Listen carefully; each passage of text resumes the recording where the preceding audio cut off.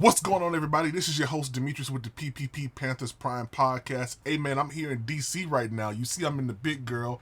I've been gone for a little bit. I'm bringing you out this heat today on a rainy Saturday, a windy Saturday here in D.C. Let's talk about Anthony Richardson and a couple other things. I know what time it is. Let's go!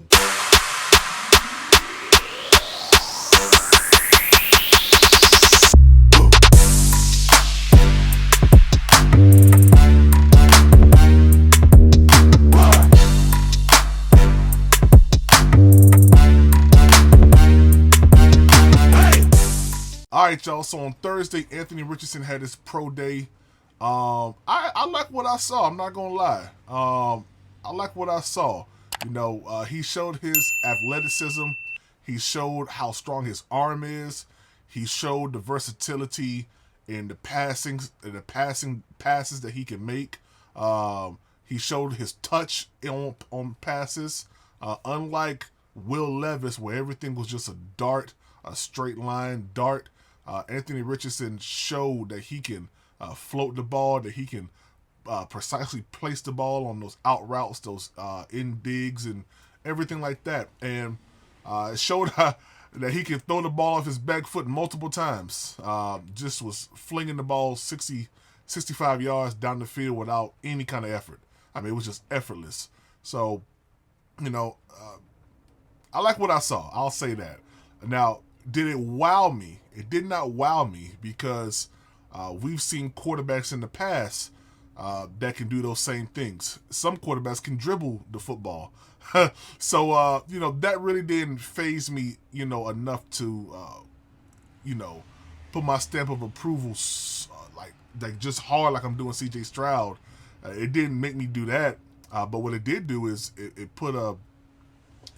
raised the bar just a tad bit on the fact that I saw him do a couple touch passes or whatever. Some of them were thrown a little bit off, but I would have to say that I like him a little bit more than Will Levis. Do I think that he is close to Bryce Young? No, not at all. I don't think he's close to CJ Stroud, but I do believe that he can make throws a little bit better than Will Levis. So big ups to him. Like I said, I don't believe that Carolina traded the number 9 to the number 1 to get Anthony Richardson. And whoever does get Anthony Richardson, I believe that they'll be grateful to have such a freak of nature, a freak athlete, on their squad. So, big ups to whoever get him. I'm thinking it may be Seattle, but who knows? Who knows how in the next, happy April Fool's Day. Who knows how, this thing is going to go. So that's that. Let's get into this real quick. All right, the Carolina Panthers.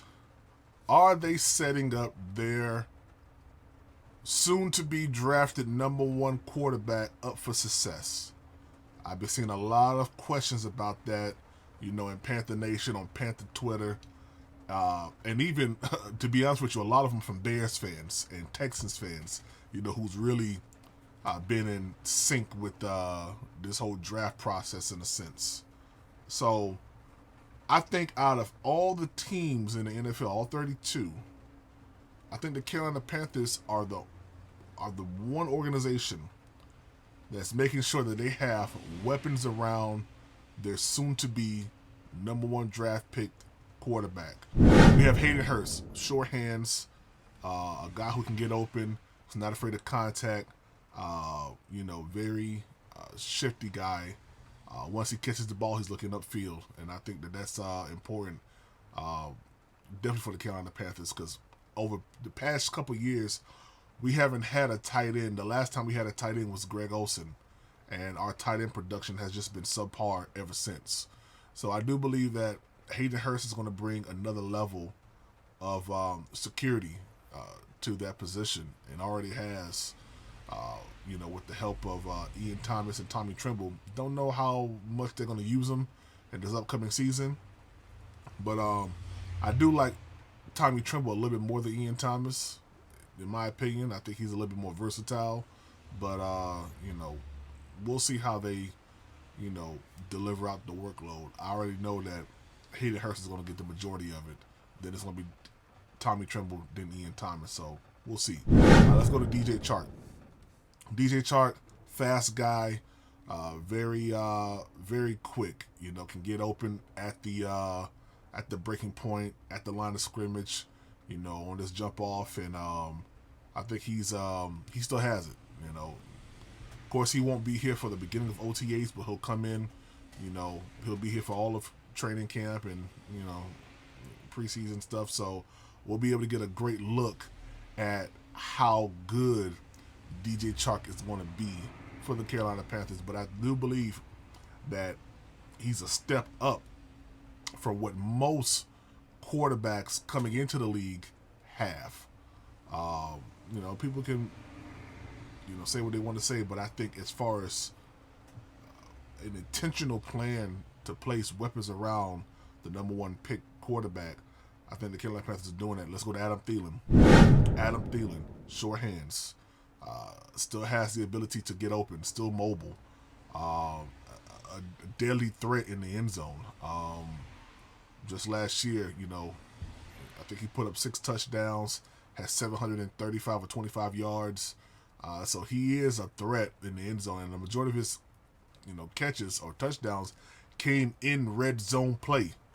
So that's big. You want to have a sure-handed guy in the end zone, and we got that with Adam Thielen. Who else we got? Miles Sanders to bring back into play what we had with Christian McCaffrey. Not saying that he's going to be that Christian McCaffrey-esque, type person, but Miles Sanders ain't no scrub. So when you ask me the question, what weapons do Carolina have, you cannot sit here and say that these weapons that were on other teams weren't weapons. Now that they're with Carolina. Miles Sanders was an issue with the Eagles. Adam Thielen was an issue with the Vikings. Hayden Hurst was an issue with the Bengals. So now they're all on the Carolina Panthers. Now people are saying, oh, they're mid. That's this new word, mid. And it's just not true. When you look at it, you see an intentional movement towards having security, short hands, elusive, fast, savvy, Super Bowl mentality, something that the Carolina Panthers tasted, but those people aren't here no more. So we have to have fresh, positive, movement going forward. So I do believe that the Carolina Panthers, not being biased because this is my team, but I do believe that the Carolina Panthers have made an exceptional move towards placing weapons around our number one quarterback, who will be C.J. Stroud, in my opinion. So that's what I believe, man. So what are you guys' thoughts on Anthony Richardson? Did you like it? Did it wow you? It didn't wow me, but he did elevate himself from it was Will Levis, then Anthony Richardson. Now it's Anthony Richardson, Will Levis. Whoa, really right here. And then it's C.J. Stroud and Bryce Young. I mean, hey, listen, that's my opinion. I don't see C.J. Stroud being beaten by Bryce Young. So, what are your thoughts on that? What are your thoughts on our weapons that we have acquired here in Carolina? Do you think it's mid? Do you think it's potentially like grade A stock or whatever? I'm looking for Carolina to make a splash move. One more splash move in free agency. We still got some free agents out there that ain't been signed. I'm still looking for them to make that move. So it's gonna happen.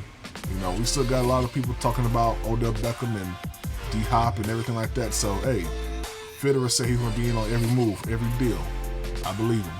All right. So what y'all think? Y'all throw it in the comment section. Go ahead, like, comment, and subscribe. Hit the notification bell so you'll never miss a drop. And you know what time it is. This is Demetrius with the PPP, Panthers Prime Podcast. Let's go.